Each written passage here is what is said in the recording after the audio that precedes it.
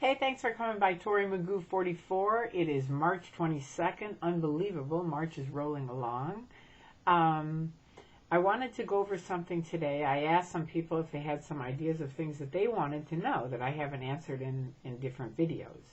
And Caritza's daddy said that he wanted to know how I felt, if I felt a betrayal, or how I felt emotionally when I found out clear didn't work. It's a good question. And probably for a lot of people, I don't know how other people felt. I can just speak for myself. But for me, I felt like, first of all, I got in clear. Dianetics was written in 1950. I got in 69. By then, they'd already had clear and the OT levels, which were his, Xenu and all the other things, right? So I'd sort of been seeing people go clear and then obviously moving on to their OT levels. So I knew there was something beyond that. Also, you have to remember, I got in reading the original Dianetics, and in the original definition of clear, Hubbard says you're going to have a perfect memory, a perfect IQ, no somatics or pains. You know what I mean? You're really going to be this superhuman person, right? Me having epilepsy, of course, it was a huge fight the whole time because, I didn't even understand how I could go clear. And actually, Arthur Hubbard, L. Ron Hubbard's son, was the person who gave me the idea. It's kind of ironic.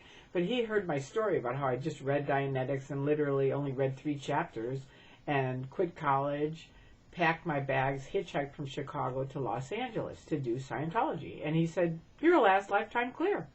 And I went, oh, that's it. That must be it. I'm a last lifetime clear, right? And you see how, just something like that can do it? They just put the idea in my head, and sure enough, they came up with natural clear, which I think I attested to. I forget what it was, but it was just sort of like, okay, fine, that works. That must be what it is. I was clear from before, and it's interesting how the mind works when you're in kind of a delusionary group where they're all like, I was Julius Caesar and I was Cleopatra, and all these people had these other identities. I never had one of those where I was famous somebody. But that thing, I thought, okay, that must be it. I was probably with Hubbard, and this whole story came up. But anyway, I didn't feel a huge betrayal on the clear thing because I never really felt clear per the original definition. How they had changed the definition over the years because it wasn't working for anybody, really. Okay, so per the newest definition they'd come out with, I was clear. But anyway, my thing, everyone kept saying, you need to do OT3. That's what's going to help you, Tori. That's what's your thing, right? And so when I got on OT3, I know it's so bozo-y for people that read it and, you hear about it or see the South Park issue of it, and it's nutty, right? But you have to remember, for me, I got on OT3 in 79. In 79, honestly, they didn't have a big course. Now they have a big course that kind of like walks you into the whole brainwashing of the thing. But back then, they just handed you the pack. You had to pay. They do have to work you into the mind control, so they make sure that you're going to be secure enough and this and that. Okay, so finally, I open up the pack, and here's this whole thing about 75 million years ago, Xenu the evil warlord, and my very first thought was like, you've got to be kidding me. This is it? And then, just if you ever read Blink, it really goes over how this happens in many, many different things. But sure enough, a man hears what he wants to hear and disregards the rest, right? And I start thinking about epilepsy and how medical doctors, neurologists, don't know what causes seizures, right? And all of a sudden I thought, this must be it. This is it. This is my thing. That's why they said it's for me, right? And so sure enough, I start auditing away, and I think I'm getting rid of the BTs.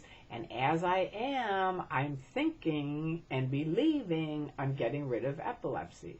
And just like people have said, if you believe in something enough, it can totally affect how you look, how you feel, everything.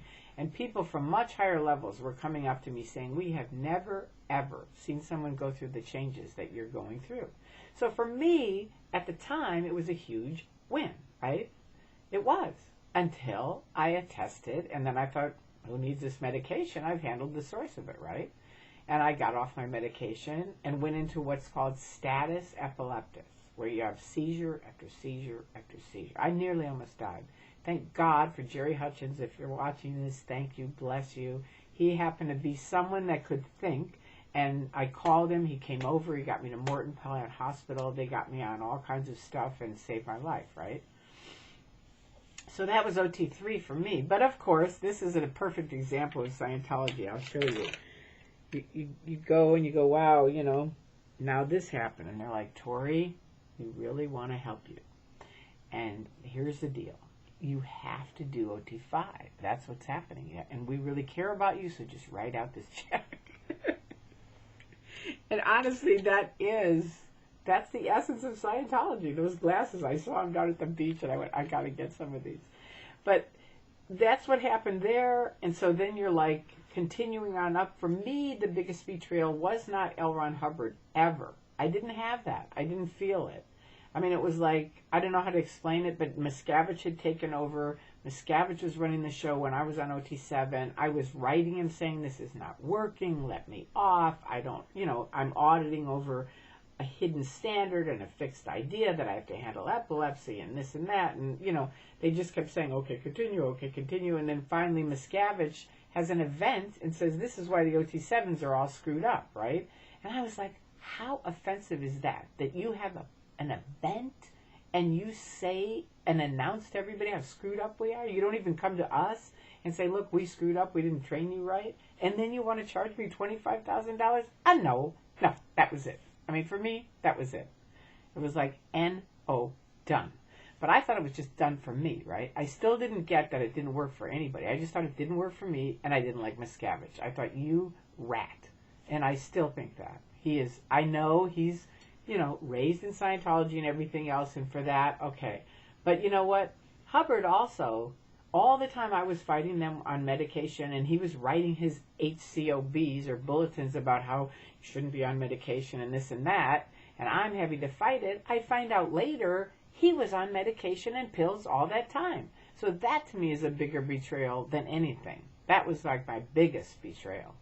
The fact that the tech didn't work, you know, it's a drag, but it's kind of like, it was an interesting adventure, definitely. And I don't regret it. I mean, I regret, OT7 is the only thing, if I had any regrets, it's OT7, because it was 7 years of complete nothing.